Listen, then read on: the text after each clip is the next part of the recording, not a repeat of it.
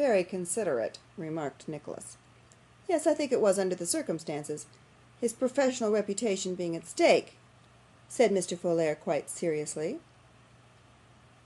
"But his heart failed him, and he cast about for some other way of annoying you, and making himself popular at the same time, for that's the point.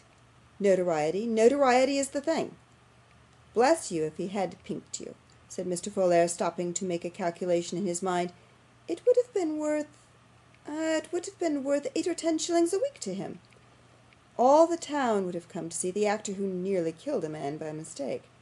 I shouldn't wonder if it had got him an engagement in London. However, he was obliged to try some other mode of getting popular, and this one occurred to him. It's a clever idea, really. If you had shown the white feather, and let him pull your nose, he'd have got it into the paper; and if you had sworn the peace against him, it would have been in the paper too, and he'd have been just as much talked about as you. Don't you see?" "Oh, certainly," rejoined Nicholas. "But suppose I were to turn the tables, and to pull his nose, what then? Would that make his fortune?"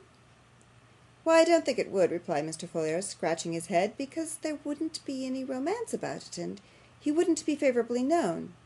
To tell you the truth, though, he didn't calculate much upon that, for you're always so mild spoken, and are so popular among the women, that we didn't suspect you of showing fight. If you did, however, he has a way of getting out of it easily, depend upon that." "Has he?" rejoined Nicholas. "We will try tomorrow morning. In the meantime, you can give whatever account of our interview you like best. Good night."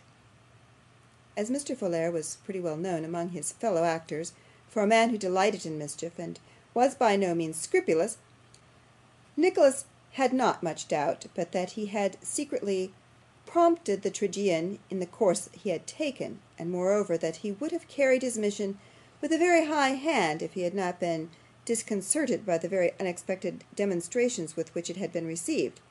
It was not worth his while to be serious with him, however, so he dismissed the pantomimist with a gentle hint that if he offended again it would be under the penalty of a broken head, and Mr. Folair, taking the caution in exceedingly good part, walked away to confer with his principal, and give such an account of his proceedings as he might think best calculated to carry on the joke. He had no doubt reported that Nicholas was in a state of extreme bodily fear, for when that young gentleman walked with much deliberation down to the theatre next morning at the usual hour, he found all the company assembled in evident expectation, and Mr. Lenville, with his severest stage face, sitting majestically on a table, whistling defiance. Now the ladies were on the side of Nicholas, and the gentlemen, being jealous, were on the side of the disappointed tragedian, so that the latter formed a little group about the redoubtable Mr. Lenville, and the former looked on at a little distance in some trepidation and anxiety. On Nicholas stopping to salute them, Mr. Lenville laughed a scornful laugh, and made some general remark touching on the natural history of puppies. "Oh!" said Nicholas, looking quietly around, "are you there?" "Slave!" returned Mr. Lenville, flourishing his right arm, and approaching Nicholas with a theatrical stride. But somehow he appeared just at that moment a little startled, as if Nicholas did not look quite so frightened as he had expected, and came all at once to an awkward halt, at which the assembled ladies burst into a shrill laugh. "Object of my scorn and hatred," said Mr. Lenville, "I hold ye in contempt." Nicholas laughed in the very unexpected enjoyment of this performance, and the ladies, by way of encouragement, laughed louder than before, whereat Mr. Lenville assumed his bitterest smile, and expressed his opinion that they were minions.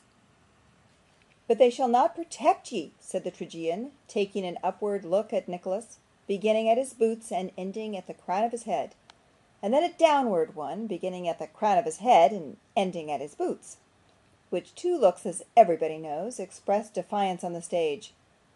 "They shall not protect ye, boy."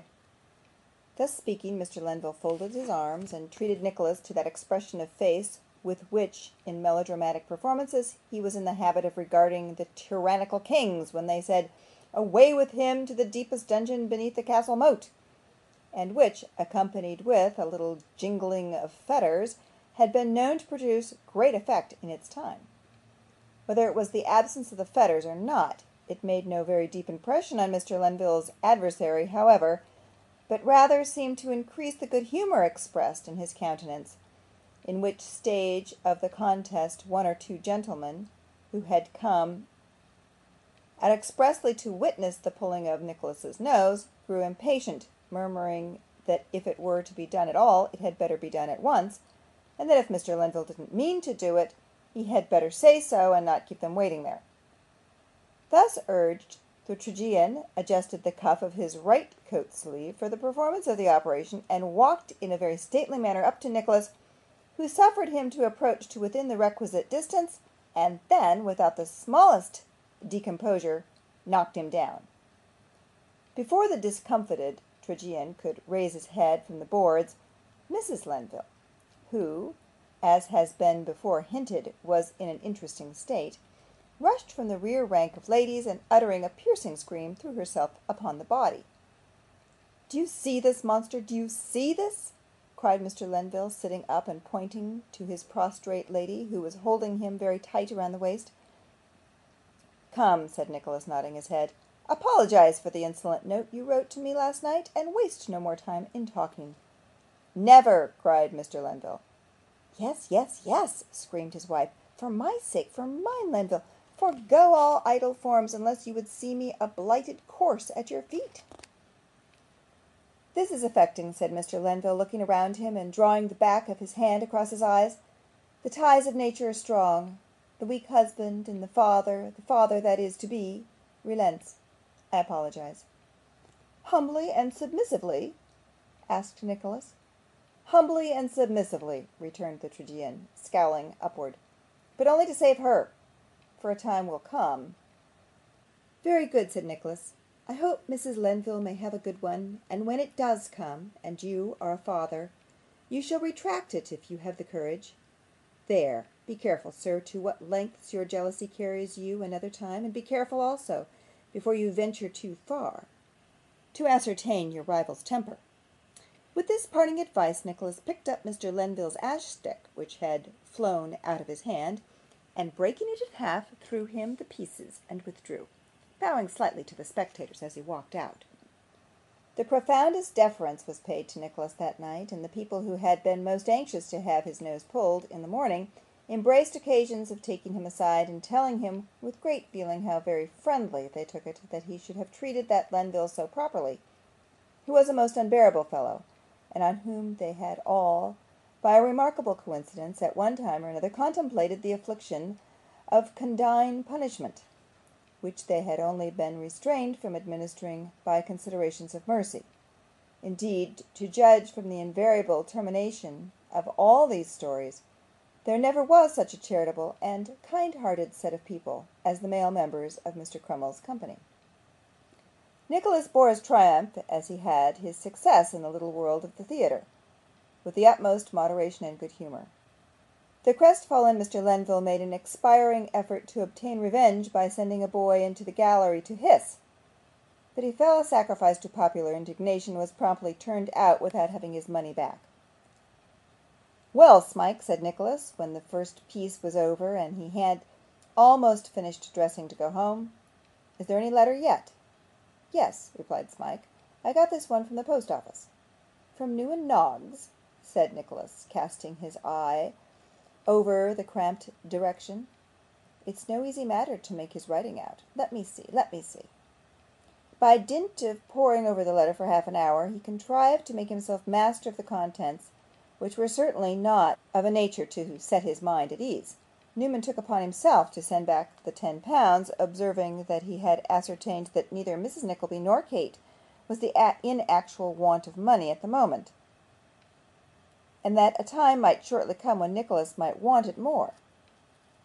He entreated him not to be alarmed at what he was about to say. There was no bad news.